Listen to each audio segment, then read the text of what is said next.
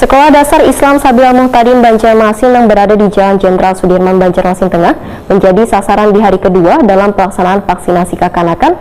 Sebelum dilaksanakannya pemberian vaksinasi, sekolah terlebih dahulu mensosialisasikan dengan memberikan surat edaran pemberitahuan akan adanya pemberian vaksin bagi peserta didik. Uang surat pemberitahuan pun mendapat respon yang baik dari kuitan siswa.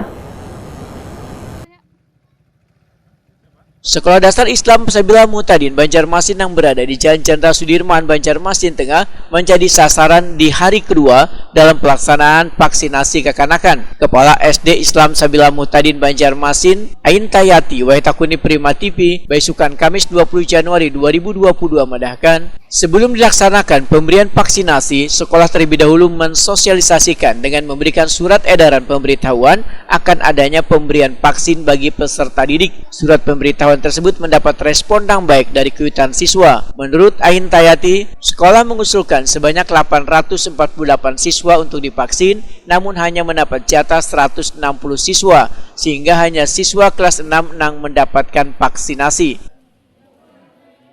Antusias peserta didik sendiri, Bu, dengan vaksinasi ini, Bu? Alhamdulillah, kayaknya anak-anak senang, antusias aja menerima mereka semua. Orang tuanya juga begitu, mereka mendukung kegiatan ini.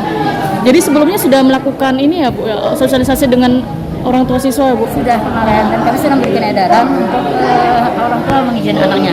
Nah, berapa siswa nih, Bu, yang akan divaksin hari ini, Bu? Kalau hari ini, kemarin kan karena yang tersedia dari puskesmas cuma 160, ya murid kami kan kelas 6 sampai 158, mungkin kurang dari itu. Sebenarnya kami ini kan semuanya 848. Nah, kemarin sudah kami edarkan untuk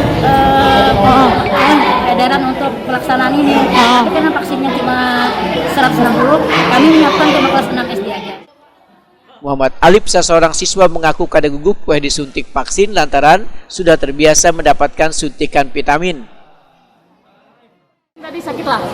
Adalah. Jadi ini vaksin gesan nano anak kayak apa tanggapannya bagus aja lah gesan. Kelas berapa Bending? 6. Kelas 6. Sebelumnya izin jo lawan kuitan hendak apa bapak ada lah hendak vaksin lah. Apa ajar mama bapak?